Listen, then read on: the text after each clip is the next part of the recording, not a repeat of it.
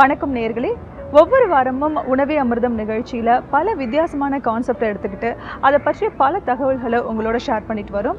அந்த வகையில் இந்த வாரம் நம்ம பார்க்க போகிறது ஆஸ்துமா கம்ப்ளைண்ட்ஸ் பற்றி தான். ஏன் இந்த வாரம் இதை பார்க்க போகிறோம் அப்படின்னா, மழைக்காலம் முடிகிற தருணம் வந்துடுச்சு. இதுக்கப்புறம் தொடரக்கூடிய காலம் பனிக்காலம். பனிக்காலத்தில் எத்தனையோ நோயாளிகள் ஆஸ்துமா கம்ப்ளைண்ட்னால அவதிப்பட்டுருக்காங்க. அந்த ஆஸ்துமா நோயாளிகளுக்கு இந்த நிகழ்ச்சியில் இந்த வாரம் முழுக்க நம்ம சொல்லப்படுகின்ற இந்த உணவு வகைகளை அவங்க தொடர்ந்து பயன்படுத்திட்டு வரும்போது இனி வரக்கூடிய இந்த பனிக்காலம் கண்டிப்பாக உங்களுக்கு ஒரு வசந்த காலமாக இருக்கும் அப்படிங்கிறதுல எந்த ஒரு சந்தேகமும் இல்லை. இந்த ஆஸ்துமா எதனால் உருவாகுது, இதனுடைய பிரச்சனைகள் என்ன, இதை எப்படி தவிர்க்கலாம் அப்படிங்கிறத டாக்டர் கிட்ட கேட்டு தெரிஞ்சுக்கலாம். வணக்கம் டாக்டர். வணக்கம். இந்த ஆஸ்துமா நோய் அப்படிங்கிறது சமீப காலத்தில் உருவானதா இல்லை பழங்காலத்துலேருந்தே இருக்கா டாக்டர்? இது ரொம்ப காலமாகவே இருக்குது. ஆஸ்துமா நோய் அப்படிங்கிறது ரொம்ப காலமாகவே, அதாவது இலக்கிய காலம்னு சொல்லக்கூடிய காலங்கள்லேயே இந்த நோய் இருக்கிறதா நமக்கு குறிப்புகள் இருக்குது. இலக்கிய காலத்துலேயும் இதனுடைய பேர் ஆஸ்துமான்னு தான் சொல்லுவாங்களா? இல்லை, ஆஸ்துமாங்கிறது ஆங்கில பெயர். அது இலக்கிய காலத்தில் அதுக்குன்னு வேற நிறைய பெயர்கள் இருக்குது. குறிப்பாக 2 சொல்லணும் அப்படின்னாச்சுன்னா, ஒன்று இரைப்பு இருமல் நோய் அப்படின்னு பேர்.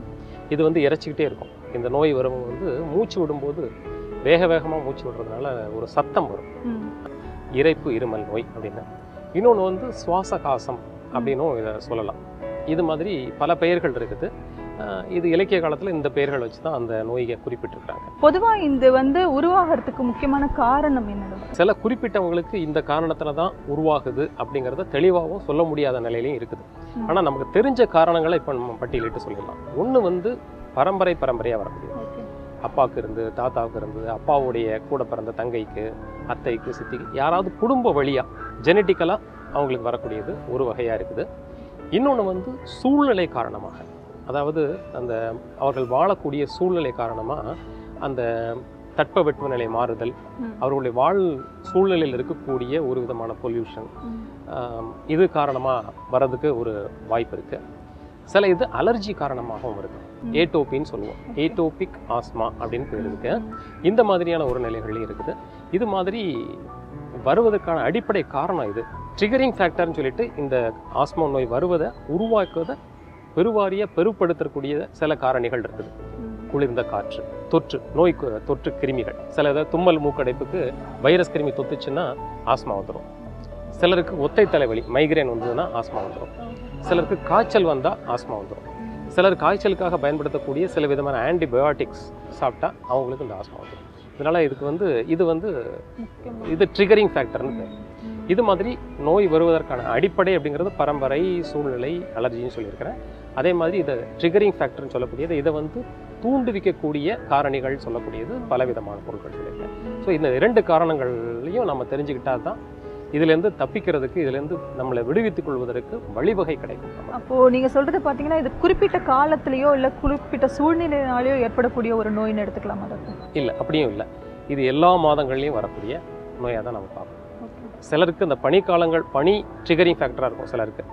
அப்போது அந்த பனிக்காலங்களில் அது அதிகமாக அவங்களுக்கு வரும். குளிர் தான் அவங்களுக்கு ட்ரிகரிங் ஃபேக்டராக இருக்குது. அவங்களுக்கு அந்த குளிர்காலம் மட்டும்தான் அந்த பாதிப்பை ஏற்படுத்தும். அது மாதிரி வெயில் காலம் சிலருக்கு பாதிப்பை ஏற்படுத்தும். சிலர் நான் சொன்ன மாதிரி வேறு பல காரணங்கள் இருக்குது பார்த்தீங்களா, அது பார்த்தீங்கன்னா 12 மாதமுமே இருக்கிறதுனால முழுமையாக எந்த காலத்துலேயும் அது வரதுக்கான வாய்ப்புகள் அதிகமாக இருக்குது. குறிப்பிட்ட வயதினர்களுக்கு இது வரும் அப்படின்னு இல்லை, எல்லா வயதினரையும் தாக்கக்கூடிய ஒரு நோயாக இருக்குது. குழந்தைகள்லேருந்து பெரியவங்க வரைக்கும் எந்த வயதினரையும் எந்த காலத்துலேயும் தாக்கக்கூடியதாக. இப்போ பரம்பரையாக நம்ம வருதுன்னு சொல்கிறேன் போது, பரம்பரையாக வருதுன்னா அப்பா, அம்மா, தாத்தா யாருக்காவது இருந்துச்சுன்னா பிறந்த உடனே இருக்குமானு இருக்காது. குறிப்பிட்ட காலம் வரைக்கும் இல்லாமல் இருந்து அதுக்கப்புறம் வரதுக்கும் வாய்ப்பு இருக்குது. அதுவும் ஜீன்லேயே பதிவாயிருக்கும். இத்தனை வயசில் தான் இந்த வியாதி வரணும் அப்படிங்கிறது ஜீன்லேயே பதிவாயிருக்கும். ஸோ அந்த காலகட்டத்தை வரும் வரைக்கும் அது அமைதியாக இருந்துட்டு இருக்கும். அந்த காலகட்டத்தில் அந்த வியாதி வரதுக்கான வாய்ப்புகள் உண்டு. ஆஸ்துமா வரதுக்கு உண்டான காரணங்கள் பற்றி தெளிவாக சொன்னீங்க டாக்டர். இப்போ ஆஸ்துமா வந்துடுச்சுன்னா அவங்களுடைய உடல்நிலையில எந்த மாதிரியான மாற்றங்கள் நிகழும்? இந்த ஆஸ்துமா நோயாளி, இந்த நோயர்கள், அவங்களுக்கு இந்த நோய் வந்துச்சு அப்படின்னாச்சுன்னா, இந்த நான் காரணிகள் நிறைய சொல்லியிருக்கேன். ட்ரிகரிங் ஃபேக்டர் சொல்லிட்டு இது ஏற்பட்ட உடனே முதலில் அவங்களுக்கு ஏற்படக்கூடிய உடல் கூறுகளில் ஏற்படக்கூடிய மாறுபாடு அப்படின்னு சொல்கிறது மூச்சு குழாயில் தான் நடக்குது. ட்ரக்கியான்னு சொல்லக்கூடிய அந்த மூச்சு குழாயில் ஏற்படக்கூடிய அழற்சின்னு சொல்லுவாங்க. Inflammation of the tracheal tree. மூச்சு பாதையின் உள் அடுக்குகளில் இந்த இன்ஃப்ளமேஷன் ஏற்படுறதுனால என்ன ஆகும் அப்படின்னாச்சுன்னா மூச்சு பாதையில் சுருக்கம் ஏற்படுது ஒன்று. ரெண்டாவது, மூச்சு பாதையில் இசிவுன்னு சொல்லுவாங்க, ஸ்பேசம், பிராங்கோ ஸ்பேசம்னு ஆங்கிலத்தில் சொல்லுவாங்க. இது சுருங்கி விரியக்கூடிய அந்த தன்மையில் இருக்கக்கூடியதில் ஒரு இசிவுன்னா இழுப்பு மாதிரி ஏற்பட்டு சுருங்கியே இருக்கிற மாதிரியான ஒரு நிலை ஏற்படும். இது ரெண்டாவது நிலை. மூச்சு பாதைக்குள்ள திக்கா, அதாவது நல்ல விசிட் ஸ்பூட்டம்னு சொல்லுவாங்க, திக்காக இருக்கக்கூடிய சளி படலம் உள்ள அடங்கி இருக்கிறது. அதுக்கப்புறம் மூச்சு பாதை இறுக்கம், இது மாதிரி பிராங்கோ கன்ஸ்ட்ரிக்ஷன், பிராங்கோ ஸ்பேசம், மூச்சு பாதை ஏர்வே அப்ஸ்ட்ரக்ஷன், இந்த மாதிரி பல ஆங்கில பெயர்கள் இருக்குது. இதுக்கு எல்லாத்துக்கும் அடிப்படை காரணம் என்ன அப்படின்னாச்சுன்னா அந்த இன்ஃப்ளமேஷன் சொல்லக்கூடியது தான். முக்கியமாக இந்த மூச்சு பாதை அழற்சி ஏற்பட்டு இத்தனை குறிகுணங்களும் ஏற்படுறதுனால மூச்சு பாதை அகலமான இந்த விட்டம் சுருங்கி குறைவான பாதையில் தான் மூச்சு போயிட்டு வரக்கூடிய ஒரு சூழ்நிலை ஏற்படுது. அப்போ அவங்க வேகமாக மூச்சு இழுக்க வேண்டிய ஒரு கட்டாயம் ஏற்படுது. அதை தொடர்ந்து என்ன ஆகுது அப்படின்னாச்சுன்னா வேகமாக மூச்சு இழுக்கிறது ஷார்ட்னஸ் ஆஃப் ப்ரீத்னு சொல்லுவாங்க. மூச்சு வேகமாக இழுத்து விடுவாங்க. ஏன்னா அவங்களுக்கு ஒரு நிமிஷத்துக்கு இத்தனை சுவாசம் நடந்தால் தான் நமக்கு போதுமான காற்று கிடைக்கும் அப்படின்னாச்சுன்னா அத்தனை சுவாசத்தில் அவங்களுக்கு போதுமான ஆக்சிஜன் உடம்புக்கு கிடைக்காது. அப்போ ஒரு நிமிஷத்துக்கு அதிக நேரம் சுவாசிக்கணும், அதிக தடவை சுவாசிக்கணும். அப்படிங்கிற போது அடுத்தடுத்து மூச்சு நடக்கும். 16 நடக்க வேண்டியது 24, 26, 40, 50 வரைக்கும் கூடுறதுக்கு கூட வாய்ப்பு இருக்குது. தீவிர நிலை ஆக ஆக அவங்களுக்கு அந்த எண்ணிக்கை கூடிக்கிட்டே போகும். இது தீவிர நிலையில் இருக்கிறதா நாம் கருதிக்கலாம். இதெல்லாம் தான் அந்த ஆஸ்மா நோயினுடைய குறிகுணங்களாக நம்ம சொல்கிறோம். பொதுவாக இதில் பல்வேறு வகையான பயிற்சிகள், மூச்சு பயிற்சிகள் செய்யும்போது இதை குறையறதுக்கு உண்டான வாய்ப்புகள் இருக்கா? இருக்குது. மூச்சு பயிற்சிகள், பிராணாயாம பயிற்சி, சிறப்பான யோக பயிற்சிகள், சில இதெல்லாம் இந்த நோயை கட்டுப்படுத்துறதுக்கான வாய்ப்புகள் இருக்குது. இக்கால அறிவியலும் அதை ஒத்துக்கிச்சு. அதை ஒரு முக்கியமான ஒரு காரணியாக கொண்டாலும் நம்ம இந்த வாரம் பார்க்கக்கூடிய இந்த ஆஸ்துமா அந்த நோயாளிகளுக்கு உணவு நடைமுறைகளில் நம்ம பல்வேறு வகையான மாற்றங்கள் செய்யும்போது, அந்த உணவுப் பொருட்களை நம்ம பயன்படுத்தும்போது எந்த மாதிரி வகையான மாற்றங்களையும் கொண்டு வரலாம்னு சொல்லுங்கள். இப்போ நம்ம சொன்ன அந்த மாறுபாடுகள் எல்லாத்தையுமே மாற்றக்கூடிய நிலைய மூலிகைகள் இருக்கு. இன்ஃப்ளமேஷனை குறைக்கக்கூடிய மூலிகைகள், அப்புறம் அந்த மூச்சு பாதையில் தங்கியிருக்கக்கூடிய சளியை இலக்கி வெளிப்படுத்தக்கூடிய மூலிகைகள், அது மாதிரி நிறைய இருக்குது. இந்த நிலைக்கு என்னென்ன பெத்தாலஜின்னு சொல்லுவோம், குகரண நிலை அல்லது நோய் நிலைன்னு சொல்லுவாங்க. இந்த நோய் நிலையிலிருந்து நோய் மீண்டு வரக்கூடிய, முழுவதுமாக மீட்டு கொண்டு வரக்கூடிய அநேக மூலிகைகள் இருக்குது.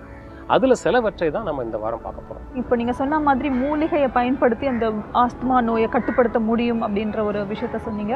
இன்னைக்கு நம்ம பார்க்க போகிற அந்த ஒரு முக்கியமான மூலிகை பற்றி சொல்லுங்கள். இது ஒரு மூலிகை தான் பேர், நம்ம ஒரு மூலிகை தான் எடுத்திருப்போம். ஆனால் 2-3 சேர்த்து போட்டு ஒரு தேநீர் மாதிரி நம்ம செய்ய போகிறோம்.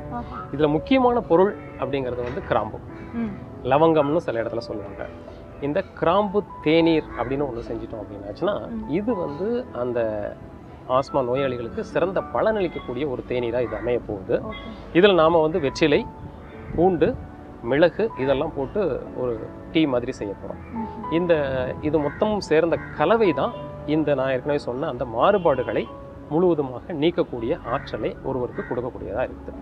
இந்த கிராம்பு தேநீரை நீங்கள் முதல்ல செஞ்சுட்டு வந்துடுங்க. அது சுவை எப்படி இருக்குன்னு பார்த்துட்டும் நீங்கள் வந்துடுங்க.